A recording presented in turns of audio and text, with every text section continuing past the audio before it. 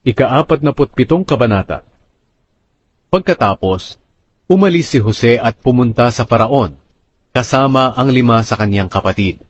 Sinabi ni Jose sa hari, "Dumating na po ang aking ama at mga kapatid, galing sa Kanaan, at dala po nila ang mga hayop nila, at ang lahat ng kanilang ari-arian. Naroon po sila ngayon sa Goshen." Ipinakilala niya agad sa Paraon ang 5 sa kanyang kapatid. Tinanong sila ng Paraon, "Ano ang trabaho ninyo?" Sumagot sila, "Mga pastol po kami ng hayop, katulad ng mga magulang namin.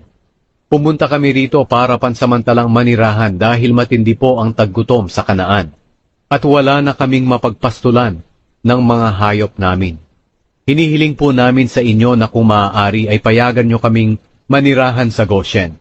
Sinabi ng Paraon kay Jose, "Ngayong dumating na ang iyong ama at mga kapatid, nakabukas ang Ehipto para sa pamilya ninyo. Patirahin sila sa Goshen, na isa sa magagandang lupain sa Ehipto. Kung may mapipili ka sa kanila na mapagkakatiwalaan, gawin silang tagapagbantay ng mga hayop ko." Dinala ni Jose ang kanyang ama sa Paraon at ipinakilala. Pagkatapos, binasbasan ni Jacob ang Paraon. Tinanong siya ng Paraon, "Ilang taon ka na?" Sumagot siya, 130 taon. "Maikli at mahirap po ang naging buhay ko rito sa lupa. Hindi ito umabot sa kahabaan ng buhay ng aking mga ninuno." Pagkatapos, muli niyang binasbasan ang Paraon at umalis siya sa harapan ng Paraon. Ayon sa utos ng Paraon, inilagay ni Jose sa ayos ang kanyang ama at mga kapatid sa Ehipto. Ibinigay niya sa kanila ang lugar ng Rameses, na isa sa pinakamagandang lupain sa Ehipto. Sinustentuhan ni Jose ng pagkain ang kanyang ama, mga kapatid, at ang buong sambahayan ng kanyang ama, ayon sa dami ng kanilang mga anak. Ngayon, malala na ang taggutom, kaya wala ng pagkain kahit saan. Nanghina na ang mga tao sa Ehipto at sa Kanaan, dahil sa gutom. Tinipon ni Jose ang lahat ng perang ibinayad ng mga taga-Ehipto at taga-Kanaan na bumili ng pagkain, at dinala ito sa palasyo ng Paraon.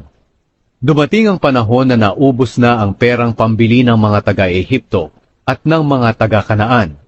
Pumunta ang mga taga-Ehipto kay Jose at sinabi, "Wala na po kaming pera. Kung maaari, bigyan na lang ninyo kami ng pagkain, dahil mamamatay na kami sa gutom." Sinabi ni Jose, "Kung wala na talaga kayong pera, dalhin nyo rito ang mga hayop ninyo, at iyon ang ibayad ninyo sa pagkain ninyo." Kaya dinala nila kay Jose ang kanilang mga kabayo, tupa, baka at asno, at ipinalit ito sa pagkain. Sa loob ng 1 taon, sinustentuhan sila ni Jose ng pagkain, kapalit ng kanilang mga hayop. Pagkalipas ng 1 taon, pumunta na naman ang mga tao kay Jose at nagsabi, "Hindi po maitatago sa inyo na wala na kaming pera, at ang mga hayop namin ay nariyan na sa inyo. Wala na pong naiwan sa amin, maliban sa aming sarili at mga lupain. Kaya tulungan niyo po kami, para hindi kami mamatay, at hindi mapabayaan ang mga lupain namin. Payag po kami na maging alipin na lang ng hari, at mapa sa kanya ang mga lupain namin, para may makain lang kami. Bigyan niyo po kami agad ng mga binhi na maitatanim, para hindi kami mamatay at hindi namin mapabayaan ang mga lupain namin." Kaya ipinagbili ng lahat ng taga-Ehipto ang mga lupain nila kay Jose, dahil matindi na ang taggutom. Binili ni Jose ang lahat ng ito para sa hari, kaya ang mga lupaing iyon ay naging pag-aari ng Paraon. Ginawa ni Jose na mga alipin ng Paraon ang mga tao sa buong Ehipto. Ang mga lupain lang ng mga pari ang hindi nabili ni Jose. Hindi nila kailangang ipagbili ang mga lupain nila, dahil sinusustentuhan sila ng Paraon ng pagkain at ng mga pangangailangan nila. Sinabi ni Jose sa mga tao, "Ngayon na nabili ko na kayo pati ang mga lupain ninyo para sa Paraon. Heto ang binhi para makapagtanim kayo. Kapag aani kayo, ibigay ninyo sa Paraon ang 20% ng ani ninyo, at sa inyo na ang matitira, para may maitanim kayo at may makain ang buong sambahayan ninyo. Sinabi ng mga tao, Ginoo, napakabuti po ninyong amo sa amin. Iniligtas niyo ang buhay namin. Pumapayag po kami na maging alipin ng Faraon. Kaya ginawa ni Jose ang kautusan sa lupain ng Ehipto, na ang 20% ng ani ay para sa Faraon. Ang kautusang ito ay nagpapatuloy pa hanggang ngayon. Ang mga lupain lang ng mga pari ang hindi naging pag-aari ng Faraon. Tumira ang mga Israelita sa Goshen na sakop ng Ehipto. Nagkaroon sila roon ng lupain at dumami pa ang lahi nila.